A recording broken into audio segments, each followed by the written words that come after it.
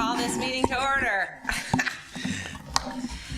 All right, I don't see any public, so no need for public comment.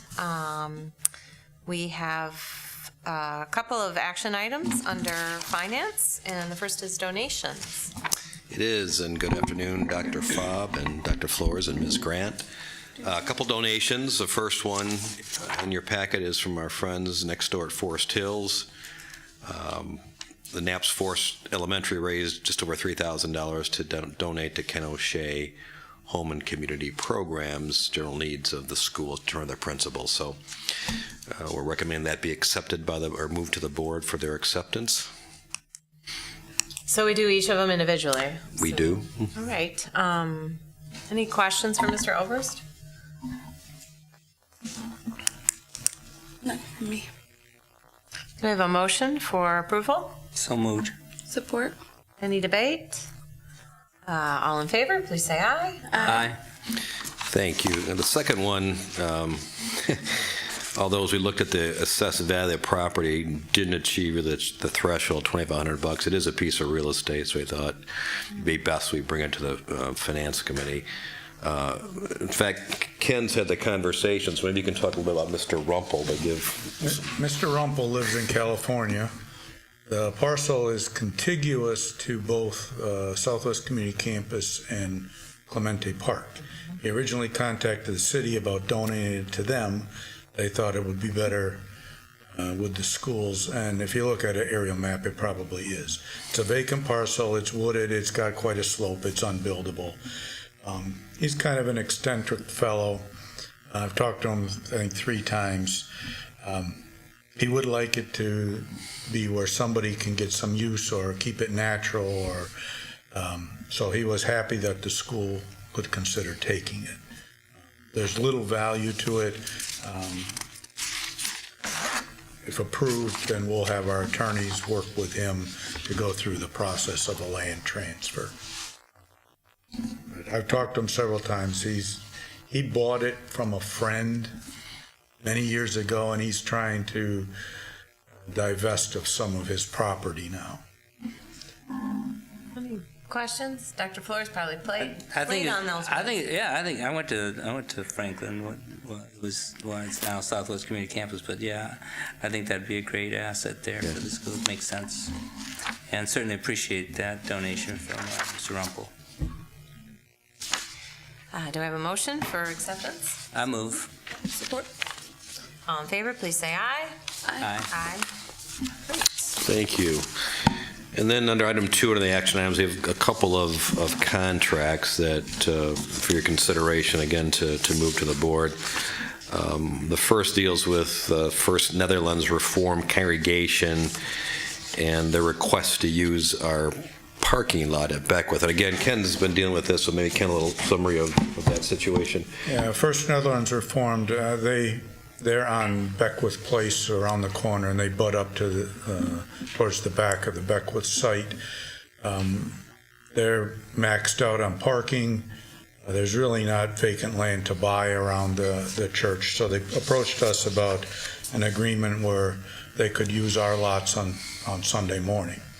There currently is a small gate in the fence that they'd like to enhance, and also put a larger gate so they could get their plow across just to plow. They would do some enhancements on our site, including a walkway, so there wasn't a trip or fall issue getting their patrons through. They would take care of plowing for Sunday morning, and they would provide the insurances. And what it would do for us is give us some indemnity if somebody did get injured or fall. We've looked at this, and I've talked to Mr. Johnson. We didn't feel there was need to charge if they were willing to take care of the site.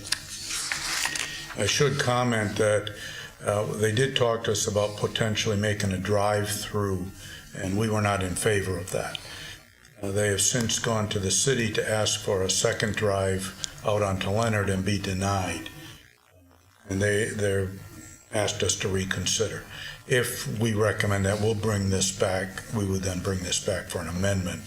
But right now, that's not included.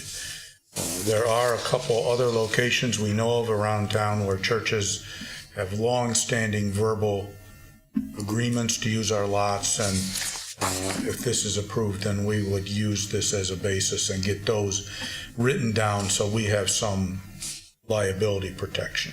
That was my question, whether there were other arrangements that were similar.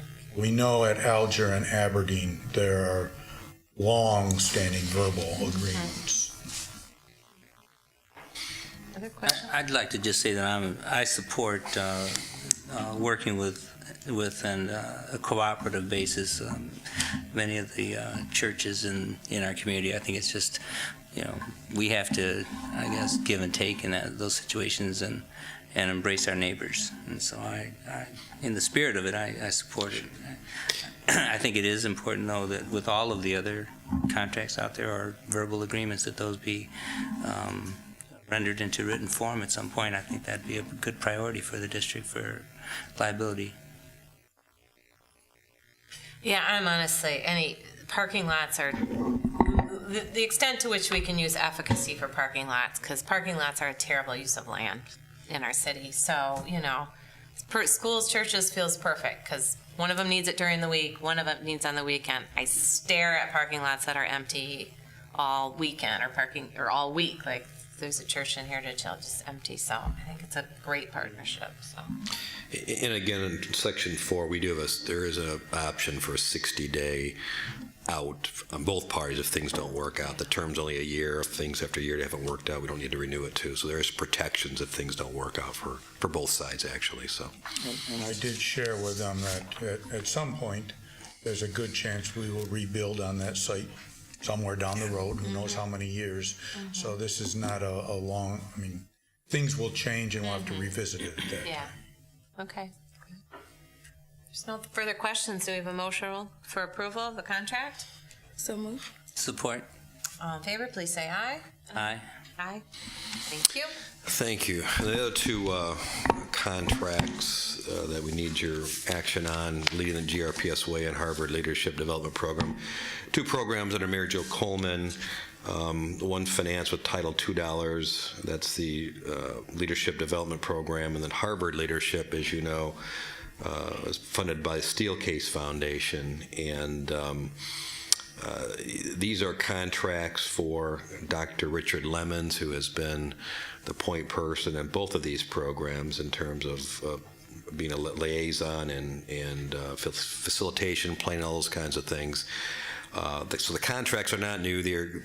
We've always structured these contracts with Dr. Lemons on a one-year basis, and so this is essentially, if you will, a renewal of two contracts that we've had for the last several years with Dr. Richard Lemons for both of these programs. Any questions regarding them?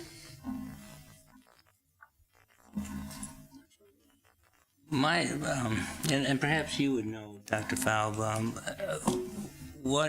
how are we evaluating the impact of these programs? Certainly it doesn't make a difference with my approval on it because it is money that is being contributed here by outside sources, but I'm just curious. Yeah, no, I don't know. No. I don't know the answer to that. So.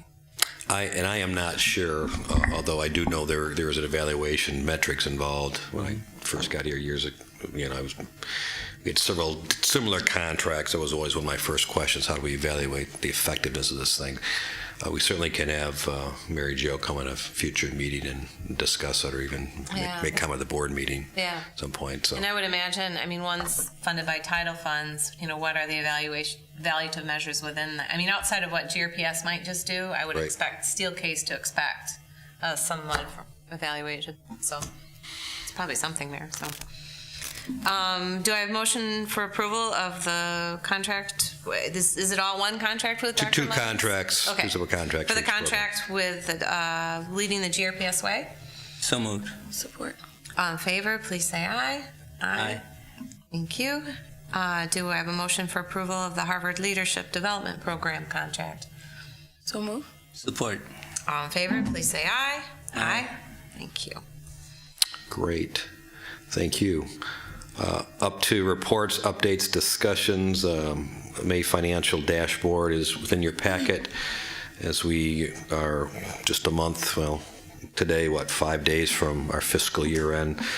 We've discussed before, things are tracking according to plan. In the dashboard report, the 2018 annual budget amounts reflect Amendment 2. So those are updated, as does the projected general fund balance in the middle column there of almost 11.1 million. That reflects where we hope to be or come out at the end of this 2018. I will tell you that our auditors were starting today to do some preliminary work, and they'll be back to finalize things in September in terms of the financial audit for 2018. So, and then behind that, as usual, for those that desire to get into the weeds a little bit, are several financial reports for general fund, in terms of detail, as well as special revenue funds and debt retirement funds, which are the three funds we prepare budgets for. So nothing out of the ordinary to report from that perspective. Any questions on that? Ken will give a little update hearing on warm, safe, and dry, which is in the very late stages and dormant right now in the bond update, certainly. Nothing new to update on warm, safe, and dry. Bond, Buchanan and Museum High School are moving along well and are on track to open 1st of August. City is moving along well. We will, before the 1st of August, we will switch over so move into the north half classrooms that have been displaced for the past 6 months, and then the south half of the academic building will get temporary quarters. And as far as it goes, it's moving well, and we intend to be done about next May. University building is wrapping up, and we started working on the plan to move back in, and then professional development classes will start there about the 1st of August. We don't have much planned in the July timeframe anyway. Ottawa Southwest High and Union High are all at various stages of design. Brooks, let's see, we have 2 elementaries that are getting air conditioning this summer, Campus L, and the work out here is for the chiller unit foundations, and then Frost Elementary will have air conditioning. Probably won't be done by the time school starts, but sometime in September. And then the other 4, Brookside, East Leonard, North Park, and Shawmut, they will be finished up late April timeframe next spring. We've also got 5 elementaries getting secure entry work. Ford, Chavez, Campus L, MLK. Do you remember the 5th one, Jim? I'm drawing a blank. Anyway, that will be done. We had intended to do this summer. Some of the doorways have longer lead times than we anticipated, but it'll be in place early fall. Then we'll work with Larry Johnson. We'll tackle the next group to modify entryways. We took 5 that we thought we could get done relatively quickly, and started with those. And then you should know it's different funding, but we've got work going on in Straight this summer. That's ISD funding. Most of it is restroom modifications, also lights and carpet. And we've got some repair in Ridgemore that we're doing to finish up that project. Yeah. That's great. Ridgemore's beautiful. You guys did a great job with it. I've asked Teresa I've asked the superintendent for the August work session to give an update on the next phase of the transformation, which, the Southwest High School and Ottawa are a huge part of that. So it'd be great to have the building end of it be part of it. So maybe I'll ask the superintendent if we could kind of see how that is in the whole timeline. So, any other questions for parents? Thank you for all your work on that. Awesome. And her baby's at the museum school and mine's at City, so we're really glad you're getting that done. So it's all good. Policy reports, updates. Nothing else to report. We passed that policy for you. And we appreciate that. Yep. Like I said, the auditors are in today, so. Got that done. Check. So we may be visiting it. Hey, anybody got anything else? I had Yeah. at a previous meeting asked what it might cost for us to extend summer school for our ESY students. Students with great special needs, and whether or not that figure was within the realm of funding, either in our current budget or that we look at trying to do that in future cycles. Yeah, I made the superintendent aware of that question. It's in her ball court right now. So, As you know, there's a lot continues to go on with the whole special ed programs. In fact, just before I came down here, I got a link from Ron Kaler at the ISD, and there's a special link now